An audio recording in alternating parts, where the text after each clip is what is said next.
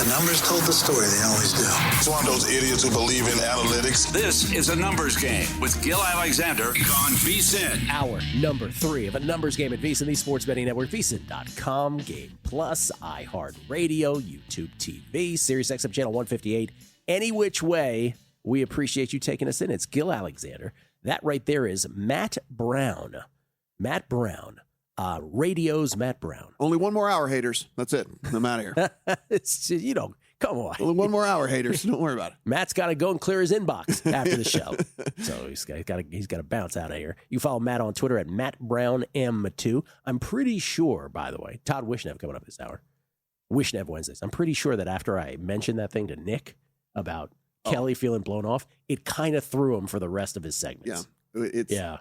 He felt it. I'm sorry. It was one of, and you know what? Kelly's probably getting a text right now.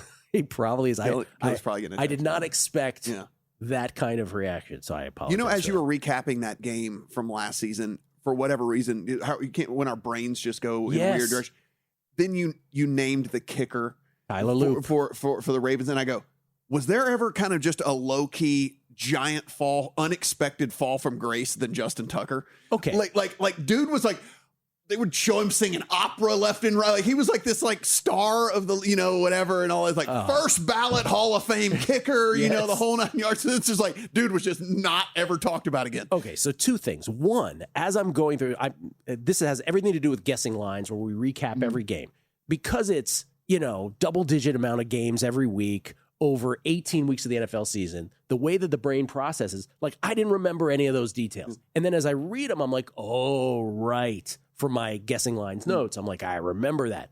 And you realize just how awesome football is, right? Yeah. With all the drama and all the swings and all the chicanery. So, but the other thing is Danny Higgins, producer number 10. Danny Higgins and I were going up the escalator after the show. I believe it was yesterday or the day before. I can't remember. We were going up, and Justin Tucker, the subject of Justin Tucker, came up because Justin Tucker, for a while, longest field goal record holder till it was broken, of 66 yards at the time when he kicked it at Detroit. But Justin Tucker, by anyone's measure, the best kicker in the National Football League, the best field goal kicker in the National Football League for a stretch of many years. And mentioned as best of all time. Like that, and like mentioned in that best discussion. Of all time. Yeah, like in that discussion. And before the playoffs start, some people give me pushback on this on Twitter, but before the playoffs start, when the playoff field is set, I always go through the kicker stats for every team because we never talk about kickers, and they determine the outcomes of so many of these games. But Tucker was the best of the best of the best.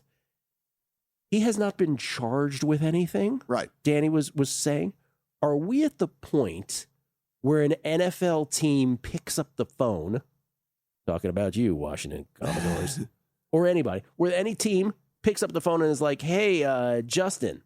You been kicking? Or you been singing? In other words, because like we and for those who are listening to this are like, you can't do that, the backlash.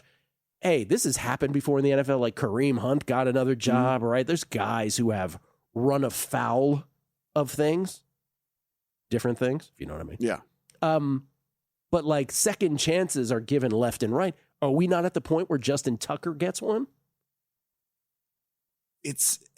Again, we serve out punishments and stuff for people to do their punishments, and then you serve them, and supposedly that is your punishment, and then you should be able to do whatever after and in that, essence, right? he has served a punishment. Right. Yeah, right? You got a 10-game suspension. Yeah. And that is obviously long gone now. And so, yeah, it's pretty, he's just kind of sitting out there. Anyway, Danny, big Ravens fan, brought this up. You know who could use Justin Tucker? Baltimore Ravens could use him as well. No, Justin Tucker has not been charged with any criminal offenses. Yeah. The accusations, by the way, were that multiple massage therapists accused him of inappropriate behavior and sexual misconduct stemming from incidents between 2012 and 2016. So we're not trying to make light of any of that. No. I'm just pointing out that the NFL will, after some time, has a history of looking the other way on some stuff, or if a punishment levied by the league has been served, if not criminally, here levied by the league, that oftentimes they rethink things. So I'm wondering if that timeline, by NFL timeline standards, not by society standards or by my own, has evolved. I don't know. Right. Pretty interesting. It's the deal for me too, where I'm like, I don't think we don't power rate crimes is like, oh, this one's way worse than this or this and Right. whatever. And all that. All I will say is that the NFL historically, like you said, Yes. it's you are charged with something or you're not or you're whatever, and then you do your suspension, and then Ray Lewis killed somebody. No, I'm kidding. But you know, Yeah. you know what I'm saying? I mean, like exactly. Well, we just talked about it in tennis. Nick Kyrgios positive for cocaine. That's going to be less of a suspension than poor Marketa Vondrousova saying to the to the doper, "Yeah, I'm not here." Yeah. Yeah, I mean, so again, the whole thing is you do your suspension, and that is your punishment. Not like the doper, but the person testing for the doping. Like Yes. that's your punishment, right? Yeah. And like so, I don't. It's Very interesting. He's out there. He's out there without being charged with anything. Tyler Loop missed a 44-yarder last year. That was the end of the Ravens. All right, season longs, Matt. Mm-hmm. Bet or no bet. Most regular season passing yards. This on the cusp of our NFL futures draft here at VSiN, where this is one category, right? You can bet on these kinds of things. Most passing yards. Joe Burrow, Jared Goff, Dak Prescott, three-headed monster, all short shots. Burrow, Goff, Prescott, all plus 750. Closely followed by Matthew Stafford at 9-1, and then Patrick Mahomes leads the double-digit parade at 12-1. Is there a bet here for you, sir?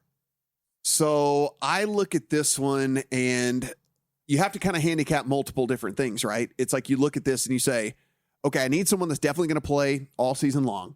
I need a team that is not good enough to be getting giant leads to where you can just like ice the clock and stuff. So like the top three all make perfect sense. Though I think the Cowboys defense might be a little bit better this year, but like, then you see Stafford. That's the one where I'd almost cross. I think the Rams are so good that I don't know if Stafford's just throwing the ball crazy all over the place. I think they're going to have leads in the fourth quarter where it's just like ice this thing out and get to the right. And so like that's the first one. I don't like Mahomes' talent around him, and I use the talent thing very lightly. I'm looking more at the bigger ones if I would be looking at this. I mean, I know people are going to roll their eyes, but like Trevor Lawrence at 18-1, if you look at that receiver core that he's going to have and the different weapons that he's going to have there, and if he actually is anywhere close to as good as we thought he possibly could be coming out of college, I mean, this should be it. You got Brian Thomas, you got Parker Washington, you got Travis Hunter coming back, and however many snaps he ends up playing, what we shall see. Isn't there only one obvious bet here? What do you like? You haven't gotten to it yet. Caleb Williams. Because they've screamed that they want to have the highest scoring offense in the league. Well, not only that, their defense by many measures is going to stink. And so if that's the case, not only are the Bears going to have their first 4,000-yard passer ever, amazing, the long, illustrious history of that franchise. They've never had a 4,000-yard passer. Caleb Williams came close last year. This is the year. And I think that offense is going to be on the field a lot. As you said, Ben Johnson is already outwardly, openly predicting big things. Caleb Williams 20-1 to me is the best bet on the board. So amazing though. Like coming out and saying, I want to have the highest scoring offense in the league. Which I pointed out is a distinction that doesn't change over very quickly in the NFL. Went from the 1983 Skins to the 1999 Vikings, most points ever. And then it was the 2013 Broncos, I believe, is the current record holder. So that's how long it takes for that to be eclipsed. How about most regular season rushing yards? We also have co-leaders here. Jonathan Taylor of the Colts, Derrick Henry of the Ravens are both at 6-1, followed closely, and I do mean closely, by James Cook of the Bills at plus 650, and both number 1 and number 2 fantasy picks, Jahmyr Gibbs and Bijan Robinson, both at 7-1. Saquon's 10-1, by the way. Yeah, I think this is the market here where you take a shot if you can, mainly because of the volatility of the running back position, but you need to do it. It almost has to be someone on this page because this is almost where we end the whole bell cow back thing. And like, you do need someone that's not splitting carries left and right? So you got to have these guys that are going to get nearly everything. And I don't think it's crazy to go into those double digit ranges and say, Javonte, what if this Cowboys offense does hum, right? I mean, like he could be one of those guys. Kyron Williams could be one of those guys for sure. I'm not doing McCaffrey for sure, but I think the double-digit guys is somewhere I would look. If you want to look at the projection systems, kind of if you take an average of everything, Jonathan Taylor actually has like kind of a higher projection as a consensus than does Derrick Henry, James Cook, or Jahmyr Gibbs, or Bijan Robinson, all the other short shots. So if you did want to go short shot type of deal, Jonathan Taylor actually kind of eclipses those guys by, as much as 100 yards, actually, if you're talking like Bijan Robinson. Interesting. I don't have one that I love as much as I loved Caleb for passing yards here, but that's interesting what you said. Let's do receiving yards. Most receiving yards, season long, National Football League. Remember, injuries, of course, are the kryptonite to all of these. Puka Nacua is your short shot, plus 550 for most receiving yards. Jamar Chase, 6-1 right behind him. Reigning Offensive Player of the Year, JSN, Jackson Smith and Jigba, plus 650. And then how about Amon-Ra St. Brown at plus 950 right after that? CeeDee Lamb and Justin Jefferson finishing out the first column there at 11-1 and 12-1 respectively. The only one I don't like is JSN, mainly because I think JSN kind of snuck up on people last year, and I don't think that's going to happen this year. I expect defenses to absolutely roll coverage in his direction. I mean, you're talking Cooper Kupp and Rashid Shaheed are your other two receivers that are going to be starting in 11 personnel for this squad. So you can't do that with Jamar Chase. You have T. Higgins. You can't do that with Puka Nacua. You have Devontae Adams. You can't do that with Amon-Ra St. Brown. You have Williams there. So, like, I think that those guys can't do that with CeeDee Lamb even, right, with what they have with Pickens. So I think he's the only one I would cross off. I don't love. I think Jefferson at 12-1 is the most intriguing just because I fall with Nick a little bit. I think that there's probably at least a little bit left in the tank for Kyler Murray. What's the worst bet on that board, specifically on the right side? Rashid Rice. I think so. Rashid Rice for sure. Yeah, at 30-1, just because you don't know injury-wise. Yeah. Right. A.J. Brown, do you buy into that at all with the Patriots? For most receiving yards, I do not. Not for most receiving. Yeah. I think he will help a ton at the goal line. I do too. At the goal line where they didn't have an option, I think it will help a ton at the goal line. But not for this category. Yeah. Well, we'll look at another category. We'll talk some NFC East on the other side as well. And then Todd Wishnev will join us. Tomorrow, don't forget, Crack on the show. And Warren Sharp will join us, plus Paul Carr, season-long Premier League stuff. A whole bunch more to get to before that, though. Coming back on a numbers game at Visa, the Sports Betting Network. You're here because you want an edge. That's what separates listeners from winners. But let's be real, mindset alone doesn't get bets home. Pros win because they've got the tools, the data, and the discipline. And now so can you. Visa Pro gives you access to the same real-time insights the sharps use. No secrets, no fluff, just actionable info that moves markets. Tap the link and see why serious bettors are turning knowledge into profit with Visa Pro.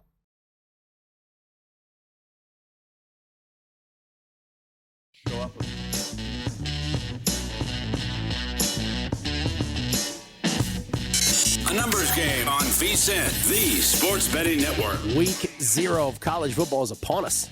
And with the NFL regular season right behind it, now's the time to get your edge with VSiN Pro. Join VSiN Pro today. Get instant access to both our college football and NFL betting guides, packed with team previews, power ratings, proven betting systems, and best bets from VSiN's top analysts.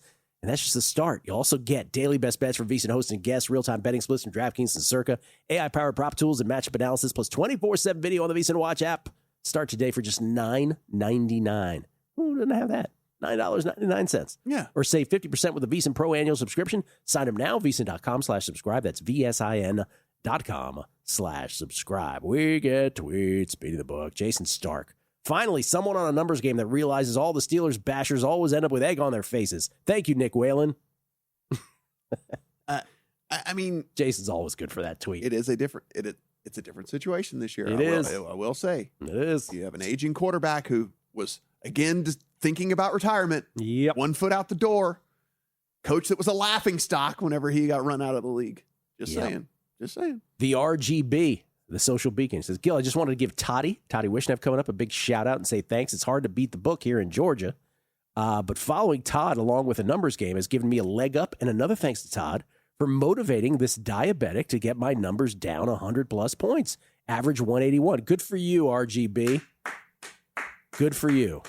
Diabetes is no laughing matter. Good on you. Diabetes. You remember Wilford Brimley? Yeah, diabetes. Your wife has diabetes? Diabetes. That's so funny you remember that. Well, I guess in this case, I guess it is a laughing matter. No, that was good because he clearly did not say diabetes. He did diabetes. This is so funny. Yeah. This is such an obscure reference. Wilford Brimley, who I don't know if he's still signing autographs. I don't know. I have no idea. Yeah. I don't know if he's still signing. Wilford Brimley, who I guess was an actor. I think he was in The Firm, among other movies.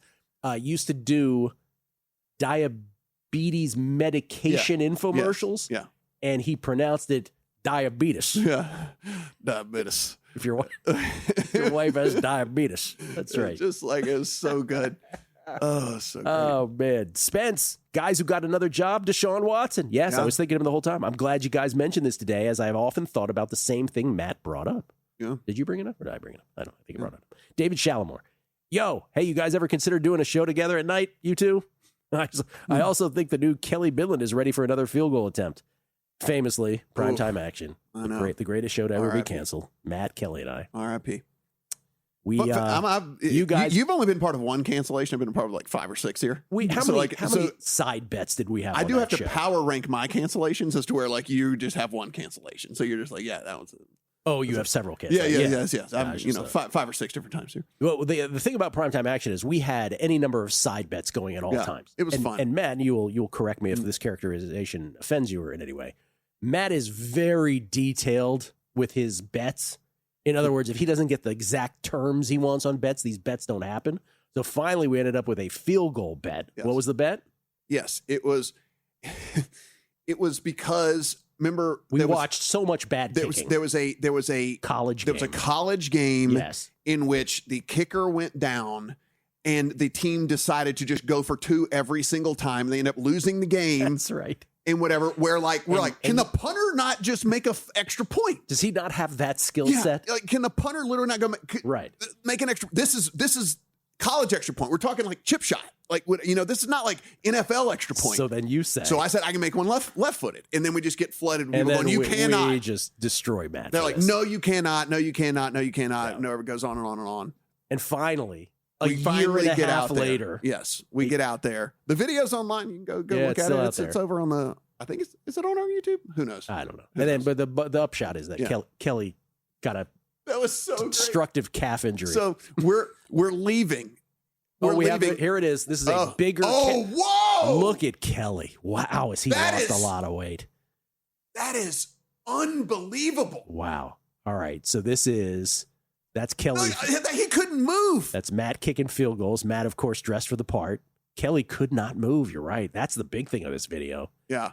Wow, was he lost? And that's Matt wide right. Yeah. So I also said I could make a 40-yarder right-footed. I was wide every time. And then, of course, whenever the bet didn't count anymore, I stepped right up, made the left footer, and made the. It's just because that's just the way betting works. You don't deal with pressure very well. I know. Yeah. I'm not Kyle Tucker. I mean, I'm not Justin Tucker. Thank God you're not Kyle Tucker. Nor Kyle Tucker. Nor Kyle Tucker. Wow, you're right. The biggest thing of that video was Kelly. Woo. Wow. And that explains why. So we were leaving, and I punted one, and he went to field it, and then just came up lame. And then we kind of laughed it for a second. I was worried. And then we were like, I thought he pulled. I thought he. Well, because you had been. Because you had been there. I was rough. He hits the deck, and we're like, here it is. We're going to show the injury. Danny, good job. That's Kelly. There it is. And that's Kelly getting hurt. And by the way, that's not. Yeah, that was not for the camera. I thought he was. I was like, no. And then I was like, can you do this? Can you do this? Then I was comforted that he did not pop his Achilles. Anyway, there it is. But for the record, that was not for the camera. That was a legitimate injury. He went in and like the calf was purple. Was trashed. Yeah, it's purple. The calf was trashed. Anyway, there you go. Primetime action. So if you want us to get back together for a night show, that's what you get. That kind of entertainment. I think it's at Bill80 or whatever something on the Twitter machine. How about most regular season interceptions thrown? Oh, I always love this category. Yes. Geno Smith is your short shot. Sorry, Geno. Plus 950. Brock Purdy at 10-1. Oh, that's rude.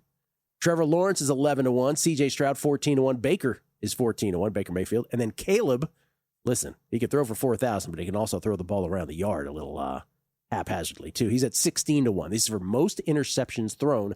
Malik Willis, Dak Prescott also at 16-1. You see everybody else there up to 22-1. Yeah, I actually really like 2 of these. I like both Cam Ward and Tyler Shough. I was just going to say Tyler Shough. Yeah. I like both of them. Both are 18-1. Because you have to also handicap guys that are not going to get benched, and they're not getting benched. Nope. Like they have the job for the season. Now the teams will assess at the end of the season whether they move on or not. But like these guys are not in jeopardy of getting benched, and so you need the dude to play the whole season. You need the team to like have the faith to leave him out there for 17 games, and both of those guys have that. And at 18-1 for both guys, they're gonna throw some picks.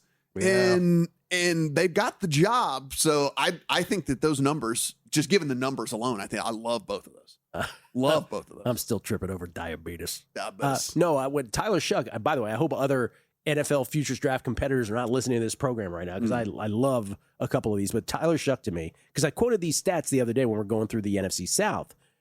Tyler Shough here's the thing. He completed only 25.6% of his throws traveling at least 20 yards. 34th among 36 quarterbacks. So I'm just saying, like, as soon as he needs to throw the ball downfield, all of a sudden his pinpoint accuracy goes out the window. Mm. So I love that. And Cam Ward, have you seen Quarterbacks, by the way, on Netflix? I've not. I really found Cam Ward to be likable. Mm-hmm. But he's a guy who cares deeply about the success of his football team, maybe too deeply because he doesn't handle it very well publicly. He is a guy that I don't know if we can trust his accuracy at this point yet. And then also you just look at the win total there, right? So like if we go by that, and that's what we do as bettors, they're expected to lose a lot of games. Like they're expected to, so you're going to be trailing. And when you're trailing, you throw. And when you throw more, there's more chances of things to go wrong, specifically because the defense knows you're throwing and they can just rush you, with reckless abandon. And you put the ball up and you put the ball up into danger. So I like Cam Ward. I like Shuck a lot. I like both of those. I agree. Real quick, NFC East, which we've done multiple times here on the show, but I'm curious your pecking order because Jeff Parlay was on the show yesterday at the end. Grover Cleveland of producers here on this show. He loves the Cowboys every which way. We have Dave Ross, of course, who's going to pick so many Cowboys positive props on the show tomorrow on the futures draft, I should say. Where do you stand on the NFC East? I think the Cowboys are going to be better, but I still think the Eagles are by far the cream of the crop in this one. I think the I do think the Cowboys defense is going to be better. And I know people are kind of rolling their eyes about them signing Von Miller, but you as a Washington Commander knows he led them in sacks last year. He did. The guy's still got some juice. 9.5, I believe. Like dude still got some juice, And so you look at this, you look at that Cowboys team, and I think that like a clear second for me, but I think it's clear second behind this Eagles team. I mean, this Eagles defense is legit. Really good corners. Got a defensive line that can do some stuff. Linebacking core is good. The defense is so good on the Eagles. That's the thing. The offense doesn't even have to be that great. Right. As long as that defense is head and shoulders the best unit of all these 8 units in the NFC. And I'm not saying that Dontavian Wicks is A.J. Brown or anything, but I mean, Dontavian Wicks can play in the NFL. And so now it's just Smith has to be the 1. And now you have Wicks that can be the 2. And then they bring in Lemon. I think that this is a very, very good offensive line. One of the top 5 offensive lines in all the NFL. And it's your handicap here is that you just don't believe in Jalen Hurts. And that's at least a fair handicap. I think there's a discussion to be had with all of that. But this team's going to continue to extend drives. The tush push didn't go away. They're going to continue to get first downs and beat teams down and do all the things like that, Oh man, the tush push. Yeah. I haven't spoken those words, the tuchus push in over a year. And here it's coming. It's coming fast, buddy. Eagles defense, just quick glance. Reek Woolen now in the fold. Kenyon Mitchell, Cooper DeJean, Zach Bond, Jordan Davis, Jalen Carter. Come on, they're all back. Jod Campbell, Andrew Makuba. I mean, it's ridiculous. Now, Sirianni's got to figure out when to go for it on 4th down. That's a problem, but that's a whole nother story. By the way, Texans wide receiver Jaden Higgins suffering a torn ACL yesterday during their joint practice with the Raiders. Not good for the Texans. Coming back with Todd Wishnev on a numbers game.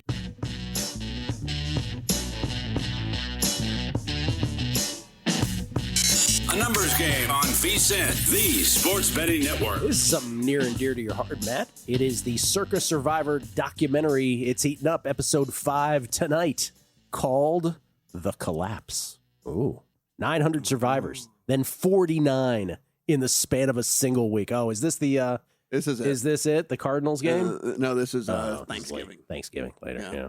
Also, the Grandissimo reaches its explosive conclusion. Explosive. Wow. Strategy fails, nerves crack, and the picks that seem safe suddenly aren't. $18.7 million on the line. Watch the next episode tonight, 9 p.m. Eastern on VSiN. If you need to catch up, all episodes are on YouTube right now.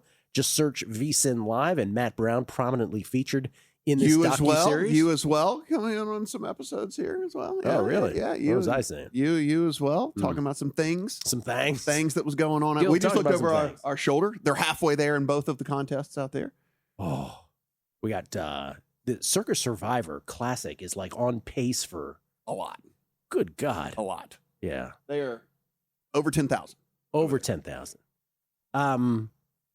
All the tweets are about Wilford Brimley and diabetes. Every tweet is about Wilford Brimley and diabetes.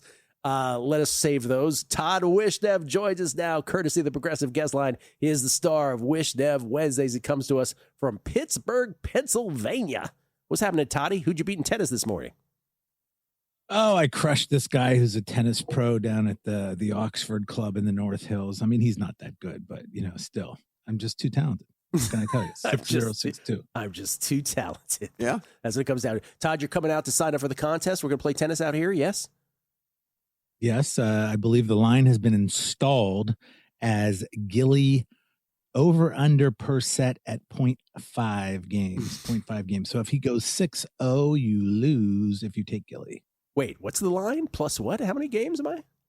It's over under 0.5 games per set. Oh, and you have to lay minus 140. 0.5 games per set, but you have to lay minus 140. That's insulting. Because it's a little bit of a favorite that you get to 6-1, which you don't get to very often. Please. Very insulting. Wow. Guy, you'll say anything. With the slander. There's a statue of me built down towards the South Point where I beat him on the tennis court down there. It's amazing. Yes, there's a statue of you for your eating prowess at the MGM or one of those hotels. It shows you eating a ball of cheese and saying, I don't know why I can't lose weight. Anything else you want to cover before you get into some shots fired? I Jesus. You want to throw something so strays at me while we're at it? Also the star of the MegaPod, Todd Wishnev, should be pointed out. MegaPod getting going here in just a few weeks. Can't wait. All right, Todd, let's ask. I have nothing against Mr. Brown. Nothing. You've not aggrieved him in any way. Thank you, sir. Okay, let's do a few sports here. One, you were perusing, you were scouring bets yesterday among sports books. You went to Caesars and you found this interesting baseball bet in the AL West. What is that? I made this bet. I was looking at the season win totals because one Stevie Fezzik constantly is on there saying I've got the greatest one. It's impossible. You can't lose. It's impossible to lose. You know how he does that whole shtick, I right? do.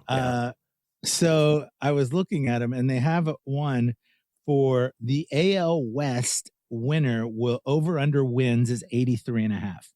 Currently, you have the Astros 63 and 63. 63 and 63. So if the Astros were going to do it, they have to go 84 wins. So 21 wins and 15 losses. Am I doing that right? They would have to go. Well, they have to be. Yes, exactly right. 21 wins and 20. Yeah, 21 and 15. I looked at their schedule. It's not that hard, but it's also not that easy. I'm going to read you their starters. Javier, crap. Brown, not as good as he used to be. Wesneski, crap. Lambert, sort of crap. Blanco, sort of crap. There's a lot of crap, okay? To win 21, to go 21 and 15. So I don't know if the Astros can make it. Now, the only other team that could theoretically make it is the Texas Rangers, who happen to be 61 or 62 and 64. They have to go 22 and 14, if I did my math correctly. And they have a little bit easier schedule. I'll give them that. But look at who they're sending out there. Quantrill, absolute garbage. Bradford, seriously?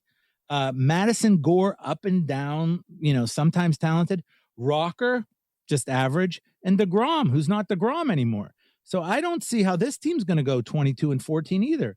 So to me, the winner of this division goes 83 and 79, 82 and 80. So I had to take the under.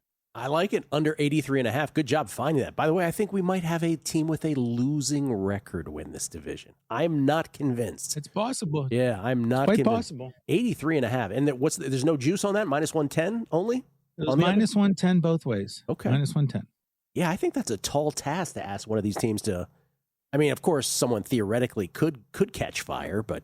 And by fire, I even put that in quotes, right? You don't need to catch that much fire. But I don't think these teams are capable. By the way, the Rangers and the Mariners. I mean, their lineups aren't good. Yeah. It's not like the lineups are great. Yeah, agree. Let's talk briefly about the WNBA. You bet this sport every day, religiously. Oh, I love it. What? Okay, explain that. What do you love so much about it from a betting standpoint?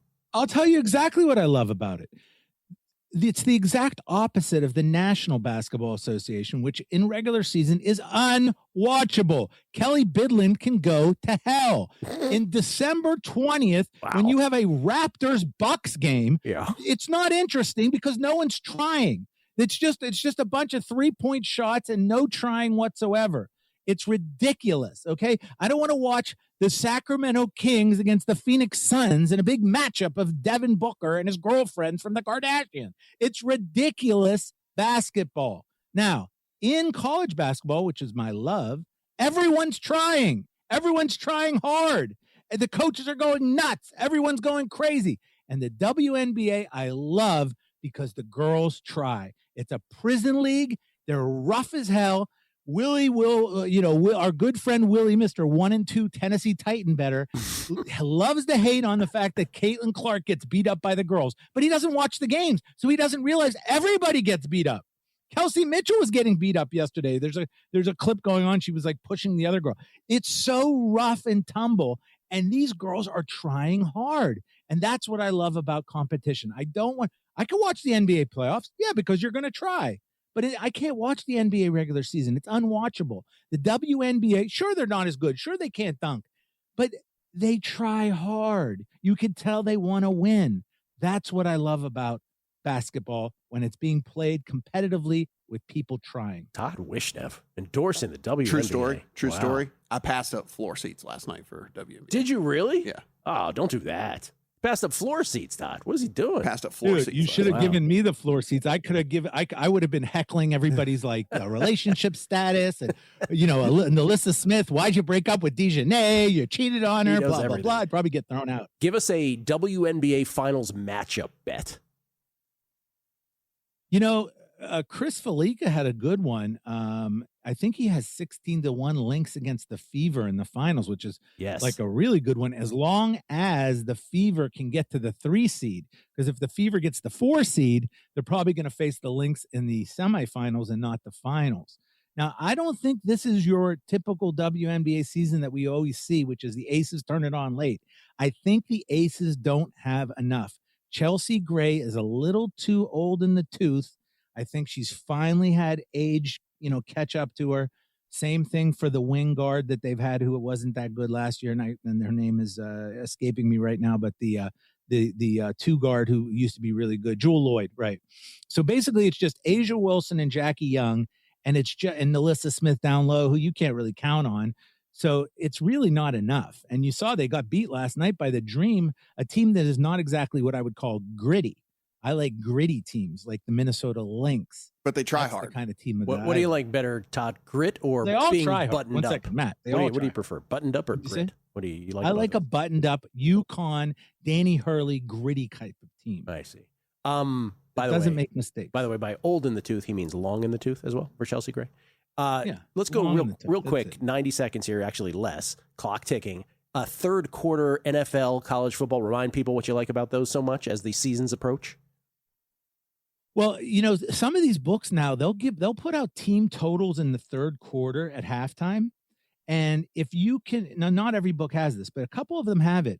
And especially in the National Football League, when you get teams that just cannot move the ball at all in the first half, and they're getting the ball second and losing big, for instance, like Rams Saints or something. Rams lead 24-0 at the half or 24-3 at the half, and the Rams are getting the ball first in the third quarter. The Rams are going to go on a slow, methodical 7-minute drive to start the third quarter. By the time the Saints get the ball, and they've already proven in the first half they can't move the ball, and now that the team total is like, over under 2.5, you can take it because they're not going to kick a field goal anyways. So the answer is, because they're down 24-0. Are they going to put it in the end zone, or are they not going to put it in the end zone in their one drive of the third quarter? Because by the time they punt, the Rams are going to go on another methodical, plodding drive. So there's real nice opportunities if you can figure out, okay, who's going to get the ball first? Who's going to get the ball second? What are the situations of the game that would lead to certain points being scored or not being scored? Okay, we'll keep that in mind. By the way, the WNBA taking a 17-day break at the beginning of September. I don't know what Todd's going to do with himself. Todd, thank you. Well, bet on the World Cup. World Cup women's bet on the basketball. World They're Cup trying women's that. Thank you, Toddy.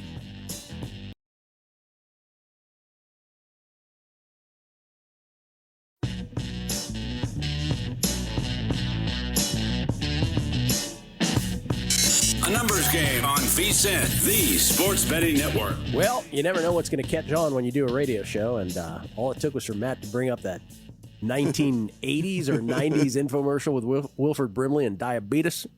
Logic 3227 has made a image of a T-shirt for us with Wilford Brimley's face on there with the phonetic spelling of diabetes.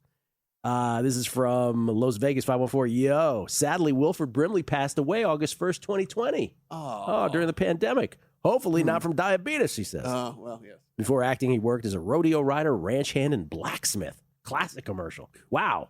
What years did he live that he was a blacksmith, a ranch hand, and a rodeo? Well, I guess the blacksmith. Good on him. And and honestly, I should have tweeted it out since we have so many people. That montage that we just listened to. I should have done that. Like it's the same commercial. So it's not like a from all different things. He's having a deal. He's talking to a doctor who clearly says diabetes. And then he immediately goes back to him. He just goes, diabetes.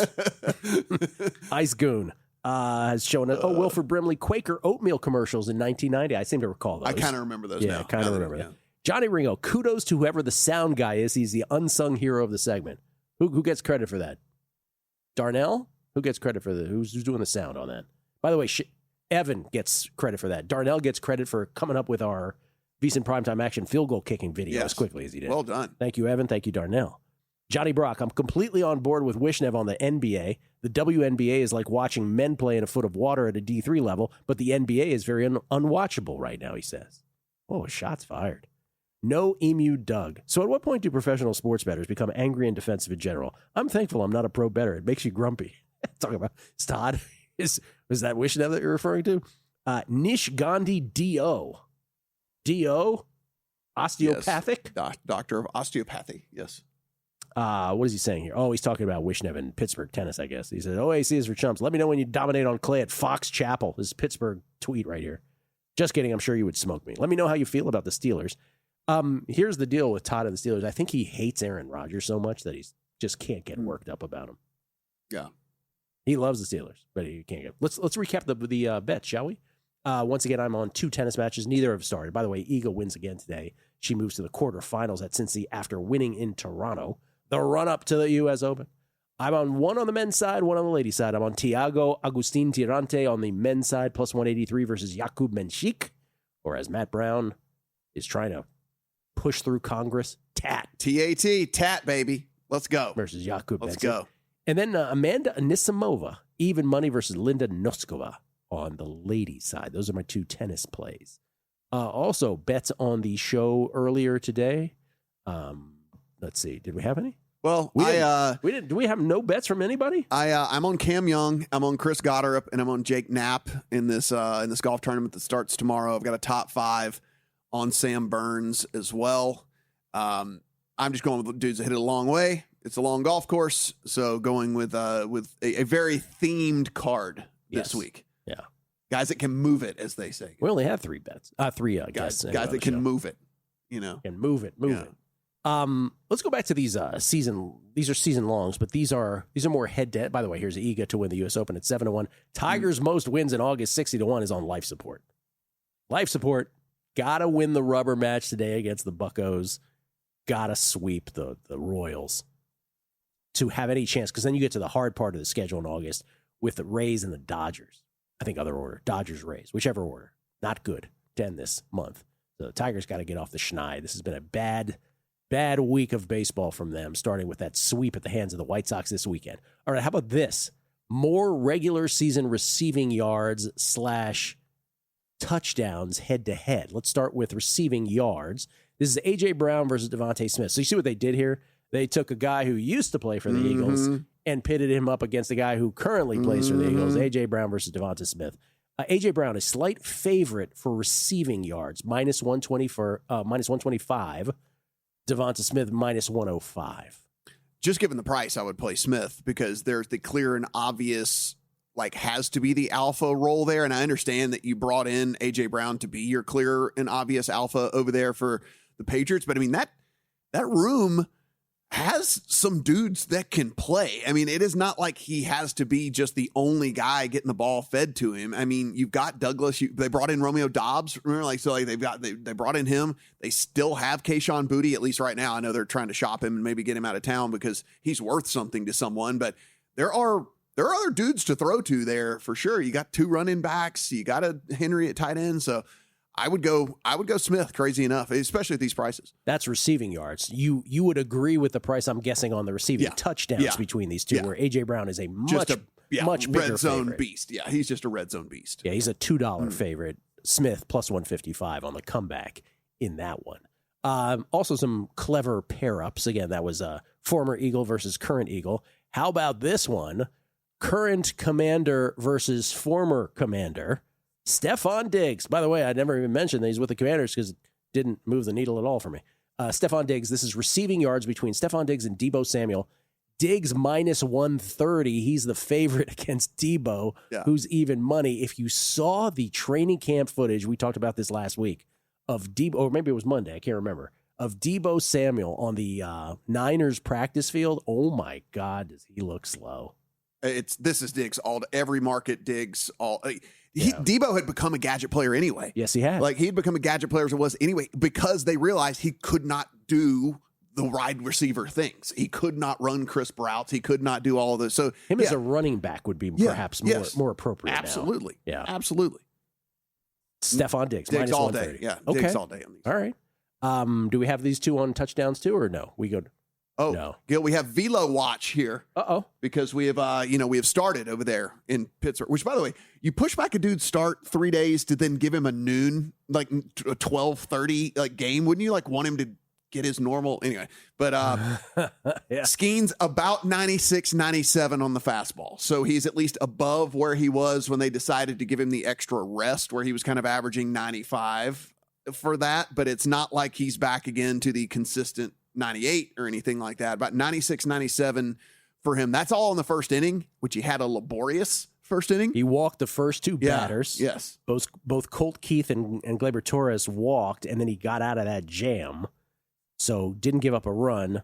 Bottom of the first right now, 0-0 between the Tigers and the Pirates. See how he looks in that second and third inning, though, right? Because you can come out a little juiced in that first one. So see if he's still 96, 97 in second and third inning as opposed to where he was in the first inning. Let me see. What was his pitch count? 24 after the first inning. Not a good pace. Not a good pace. Not a good pace for 4 inning pace there. It is though. The Skeens matter is one we should all remind ourselves of when making bets preseason. We had our MLB futures draft. Matt Humans is probably going to win that with his Schlittler Cy Young at 50-1. Obviously, Schlittler has to win that. Dylan Cease might have something to say about it. But if it goes that way, Matt's going to win that. But it is a cautionary tale of we tend to anoint quickly. And as we talked about with Sporer earlier, these arms are not built for this, man. Most people's arms are not built for this. You never know what's going to happen with these guys. Well, it's like it was the thing where people were trying to make the case against betting Miz in the Cy Young whenever it kind of like first started looking like, oh, this dude's something else, right? And they're going, well, they're gonna cut back his innings and his pitch count and blah blah. And it's like it's inevitable that his arm is going to explode at some point anyway. It's going to happen. I hate to say it. So limiting the innings and the pitches and all the stuff like that, like all you're doing is delaying the inevitable. And even then, you probably you don't know for sure that you're delaying the inevitable. Still, the 80 pitches as opposed to 95 pitches or whatever it is that you're trying to do might not save it anyway. So I was kind of the mindset, if you're the Brewers and you actually think you have a chance this year to go and maybe get the 1 seed and maybe beat the Dodgers, no, you're all in. Like you're not limiting pitches, you're not limiting innings. Like blast it off. It's almost it's almost beneficial for you for him to blow it out earlier and then come back and you have him for longer than it is like, a little bit later down the line. So yeah, I mean, I was kind of against that whole sentiment. There's other reasons you could have said, obviously just the other pitchers that you thought could have taken him down, but certainly not for the aspect that they were going to like start cutting his pitches at 65 or something like that. And Jacob Mizziarowski, as we went over the other day, first, not only in the National League, but I'm talking about Major League Baseball, one in all these categories, 1.75 ERA, opposing batters hitting 150 against him, 0.75 whip, 73 hits allowed. These are all number one in MLB. 27 earned runs allowed, 210 Ks, 39.8% K rate, 5.3 WAR. Just as dominant as any pitcher in any year. It's insane that you strike out that many people with that low of a walk rate. That's incredible. Because they know you're throwing it over the plate and they still can't hit it. Like, I mean, they know it and they still can't hit it. It's just an amazing player, and obviously the Brewers hoping that whatever happens doesn't happen anytime soon. Certainly it's fake because all this is so low. His expected ERA is 1.93. I mean, like, it stinks. Yeah, I mean, it's sub 2. Matt, I have enjoyed it as always. It's been fun. Both today and Monday. Let's do it again sometime soon. Matt Brown, everybody. Round of applause, everybody at home. What do you want to say to the haters again? I'm out of here. You don't have to worry about me the rest of the week. There you go. We've done all we could do. Prop Points with Jeff Erickson, Nick Whalen is next. Enjoy from VSiN, the Sports Betting Network.